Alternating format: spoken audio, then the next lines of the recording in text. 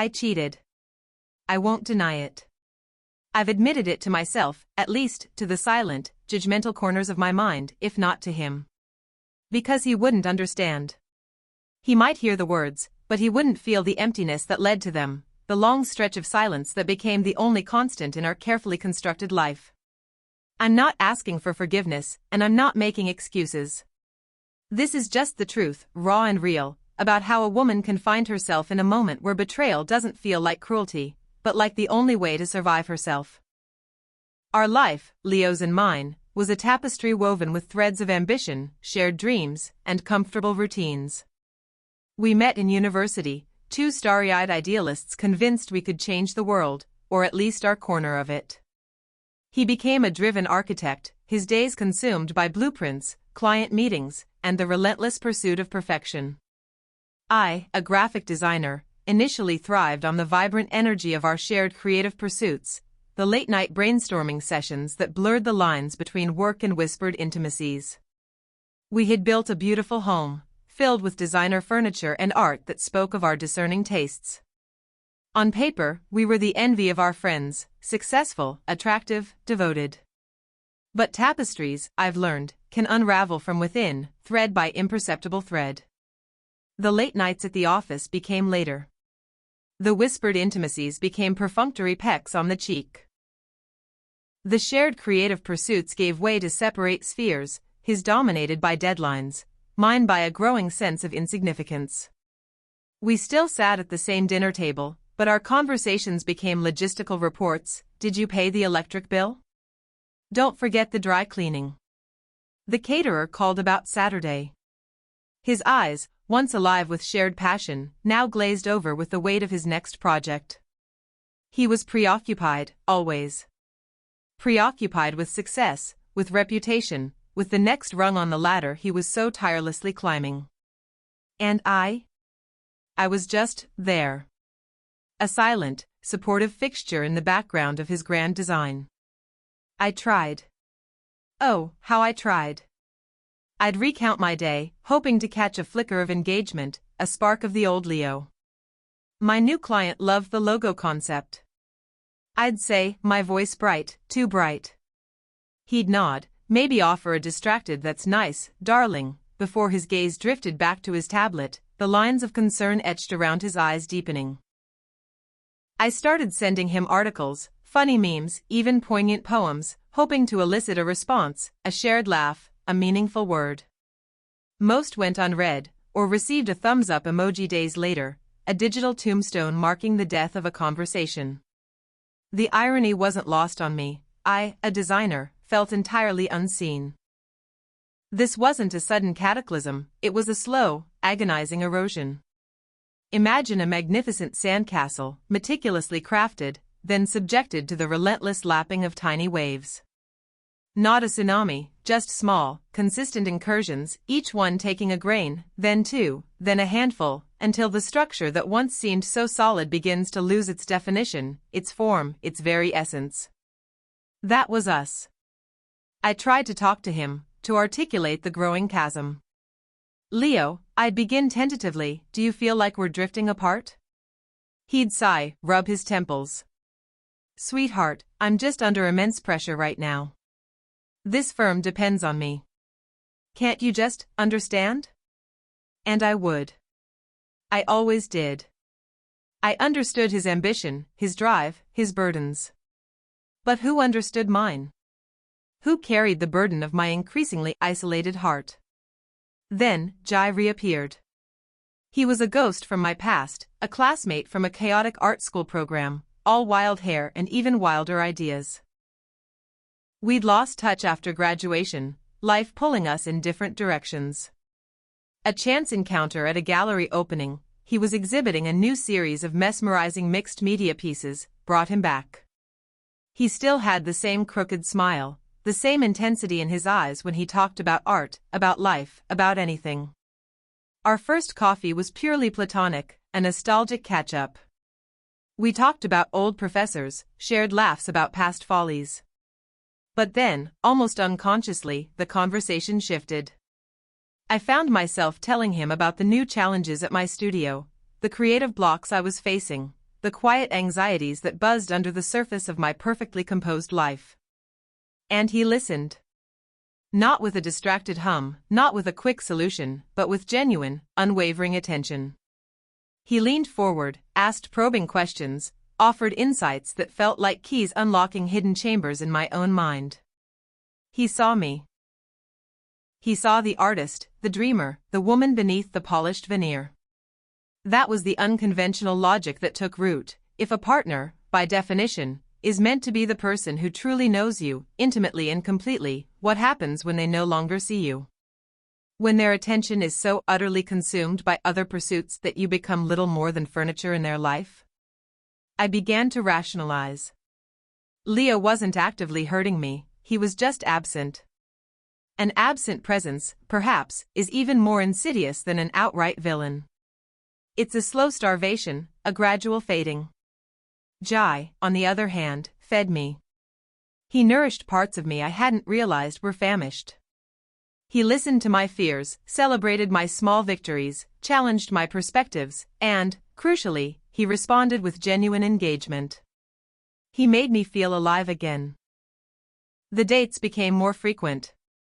Coffee became lunch, then dinners. The conversations deepened.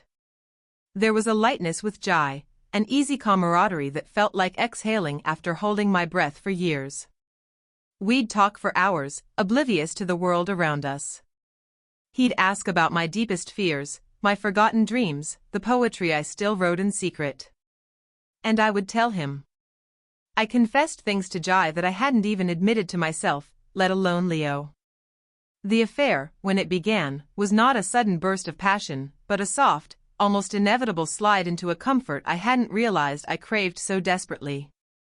It started with a hand lingering a moment too long, a shared gaze that held a universe of unspoken understanding, then a kiss that felt less like a transgression and more like a homecoming. Initially, I felt immense guilt. Each lie, each furtive text, each stolen hour with Jai was a brick in the wall I was building between myself and Leo. Yet, beneath the guilt, a strange sense of empowerment began to bloom.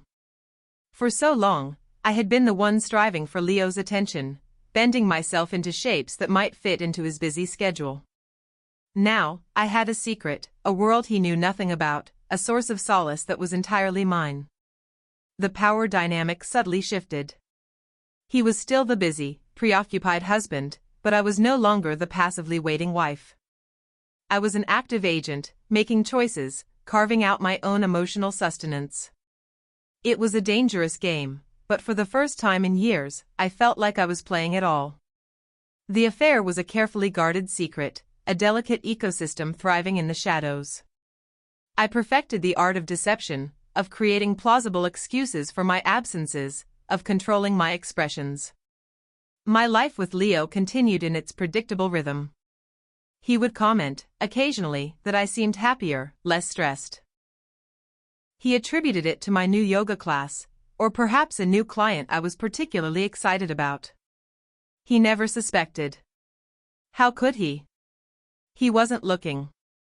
He was too busy looking at spreadsheets, at architectural renderings, at the ever-receding horizon of his next achievement. This period was the calm before the emotional explosion. It was an artificial peace, built on a foundation of lies. I knew it couldn't last. Every time Jai's hand brushed mine, every time his eyes met mine across a crowded room, I felt the precariousness of my situation. The moral complexity was a constant hum beneath the surface of my composure. Was I a terrible person? A selfish one? Or was I simply a human being, starved for connection, reaching for the only sustenance offered? I reflected endlessly. My self-righteousness grew with each unread text from Leo, each vacant stare. He left me no choice, I'd whisper to myself in the dead of night, clutching the phone with Jai's last message. He built this silence. I just found a way to fill it. The discovery wasn't dramatic, no shouting match or slammed doors. It was quiet, insidious, a drip-drip of realization. It happened on a Tuesday, a day like any other. I had left my tablet open on the kitchen counter after showing Leo a design concept. He picked it up later, intending to check the weather. My mistake was not logging out of my personal email. A new email from Jai, subject line, thinking of you, popped up. It wasn't explicit, not overtly. But it was the timing, the casual intimacy of the subject, the fact that Jai was not a name Leo would recognize from our professional lives, that piqued his curiosity. He opened it. The body of the email spoke of a shared joke from the previous evening, a reference to a small, private moment that could only have been experienced by two people. It wasn't a love letter, but it was enough. The intimacy of the interaction, the clear sense of shared experience, screamed betrayal louder than any explicit declaration. I walked into the kitchen to find him standing there, tablet in hand, his face pale, utterly devoid of the usual preoccupied lines. His eyes, usually so distant, were fixed on me, wide and wounded. "What's this, Amelia?" His voice was a bare whisper, the quietest I had ever heard him. And then, the explosion. It wasn't loud, not at first. It was a shattering silence, followed by a low, guttural sound of disbelief. He didn't yell, he broke. His hands started to tremble, the tablet clattering to the floor. "All this time, you were gone." It wasn't an accusation, it was a profound lament. The quiet man, the preoccupied partner, was suddenly an ocean of raw, unleashed pain. The emotional escalation was swift and brutal. The quiet house became a battleground of clipped words, accusation, and tearful recrimination. Leo's initial shock morphed into a volcanic rage. "How could you? After everything we built? Was I not enough?" His questions, once so absent, now pierced through my carefully constructed self-righteousness. He demanded answers, explanations, details. I gave them, slowly, painfully, each truth a fresh wound. The social fallout was immediate and devastating. Our friends, a close-knit circle cultivated over years, were forced to choose sides. Most gravitated towards Leo, the wronged party. Dinners were cancelled, invitations stopped coming. The hushed whispers followed me everywhere, in grocery aisles, at the studio, even in the virtual world of social media. Comments on my posts, once effusive, became sparse, or worse, subtly barbed. I was the scarlet woman, the homewrecker, the one who shattered the perfect facade. My career, though not directly impacted, felt tinged with the public perception of my failure. It was hard to focus on design when I felt like a design flaw myself.